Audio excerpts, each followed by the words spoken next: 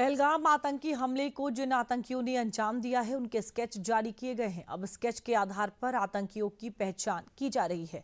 दावा है कि इनमें बाहर के भी 2 आतंकी शामिल हैं, बाकी लोकल के आतंकी हैं। घटनास्थल से कुछ सबूत भी मिले हैं। पूरी खबर इस रिपोर्ट में देखिए। तस्वीरों में आपको दिखाई दे रहा ये स्केच उन्हीं आतंकियों का है जिन्होंने अपने कायराना करतूतों से देश को झकझोर कर रख दिया है। ये उन्हीं आतंकियों की स्केच फुटेज है जिनकी हैवानियत के चलते करीब 26 मासूम लोगों को अपनी जान गंवानी पड़ी। तस्वीरों में इंसान के रूप में आपको दिखाई दे रहा इस फुटेज के हैवानियत वाले रंग मंगलवार को जम्मू कश्मीर के पहलगाम में दिखाई दिए, जब 26 मासूम पर्यटकों को आतंकियों ने गोलियों से भून दिया। पहलगाम की वादियों में लोग अपनी छुट्टियां मनाने गए थे और इसी दौरान घात लगाए आतंकियों के हैवानियत ने सारी हदें पार कर दी। किसी का परिवार बिखरा तो किसी के भविष्य की रोशनी हमेशा हमेशा के लिए अंधकार की ओर चली गई। फिलहाल पहलगाम की इस घटना को अंजाम देने वाले जिन 3 संदिग्ध आतंकियों का स्केच जारी किया गया है, इस पर एक नजर डाल लेते हैं कि आखिर ये है कौन।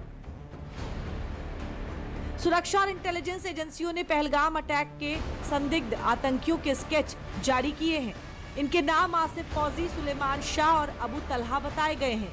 इंटेलिजेंस सूत्रों ने बताया कि इस हमले का मास्टरमाइंड लश्कर-ए-तैयबा का डिप्टी चीफ सैफुल्लाह खालिद है। इस घटना से पूरा देश गमगीन हो गया है। आतंकियों के खिलाफ बदले की आग हर एक भारतीय के भीतर धड़क रही है। घात लगाए आतंकियों ने यह हमला उस वक्त किया जब पहलगाम की बैसरन घाटी में बड़ी तादाद में पर्यटक मौजूद थे। जम्मू कश्मीर में 14 फरवरी 2019 को हुए पुलवामा अटैक के बाद ये सबसे बड़ा हमला माना जा रहा है।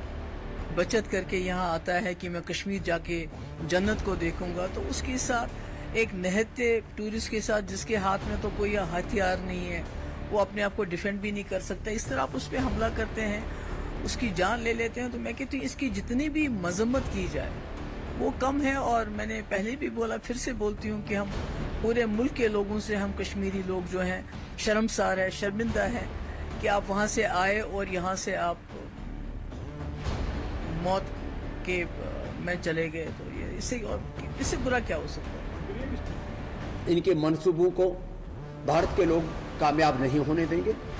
हर एक व्यक्ति को ऐसे खड़ा होना होगा पूरे हिंदुस्तान में कि वो स्वयं एक सेना का प्रतिनिधि है, वह एक पैरामिलिट्री का, मिलिट्री का, फौज का प्रतिनिधि है, वो भारत का एक योद्धा नागरिक है। और जहां कहीं ऐसे लोग जो भारत को तोड़ने की, भारत को जलाने की फितरत लेकर के घूम रहे हैं, क्योंकि हिंदुस्तान में 2 तरह के मुसलमान, एक वो मुसलमान जो इस्लाम को, कुरान को और हिंदुस्तान को बराबर गौरव देता है, और कुछ ऐसे लोगों में कट्टरतावाद भर दिया गया है कि बस खून खराबा करो, घृणा पैदा करो, नफरत पैदा करो।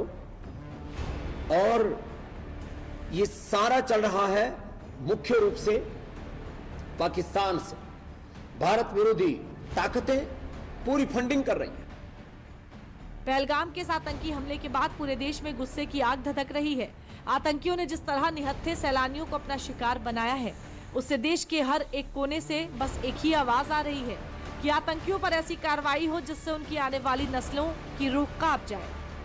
निंदनीय है कि धर्म पूछकर वहां पर लोगों की हत्या की गई है। एक प्रकार से भारत को डिवाइड करने का यह प्रयास है, भारत में विभाजन तैयार करने का यह प्रयास है। ऐसे प्रयासों को हम लोगों ने फेल करना चाहिए, उसे यशस्वी नहीं होने देना चाहिए, और ये जो तत्व है इन तत्वों को कुचलना चाहिए। आर्थिक मदद की हमला है, देश पर हमला है, कश्मीरियत पर हमला है, कश्मीरी जनता के रोजगार पर हमला है। मन व्यथित है, लेकिन दोषियों को किसी भी कीमत पर बख्शा नहीं जाएगा, छोड़ा नहीं जाएगा, कठोरतम दंड मिलेगा।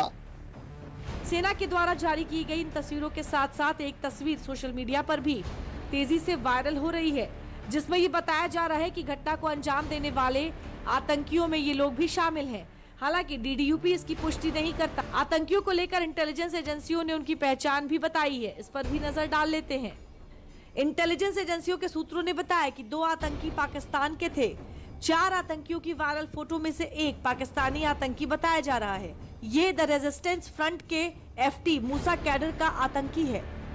इंटेलिजेंस ने बताया कि पहलगाम अटैक में 2 फॉरेन टेररिस्ट और 2 लोकल आतंकी शामिल थे। सूत्रों ने कहा कि पहलगाम हमले का मास्टरमाइंड सैफुल्लाह खालिद है, जो पाक अधिकृत कश्मीर यानी पीओके से ऑपरेट करता है। सुरक्षा बलों के मुताबिक इन आतंकियों के पहलगाम पहुंचने का रूट भी सामने आया है। अभी तक की तफ्तीश में पता चला है कि आतंकी करीब 2 हफ्ते पहले ही भारतीय सीमा के अंदर दाखिल हुए थे। फिर वे राजौरी से वधावन होते हुए पहलगाम पहुंचे, जो कि रियासी उधमपुर का इलाका माना जाता है, जहां गुज्जर और बकरवाल समुदाय की बड़ी आबादी भी है। इस रास्ते का चुनाव आतंकियों ने शायद इसलिए किया ताकि वे आम लोगों की आड़ में छिपकर सफर कर सके और किसी को शक भी न हो।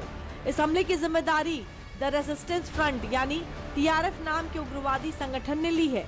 अब क्या है ये टीआरएफ, ये भी जान लेते हैं। इस हमले की जिम्मेदारी द रेजिस्टेंट फ्रंट नाम के उग्रवादी संगठन ने ली है। टीआरएफ जम्मू कश्मीर में सक्रिय है और भारत इसे पहले ही आतंकवादी संगठन घोषित कर चुका है। ये गुट 2019 में तब सामने आया जब भारत सरकार ने जम्मू कश्मीर से आर्टिकल 370 हटा दिया।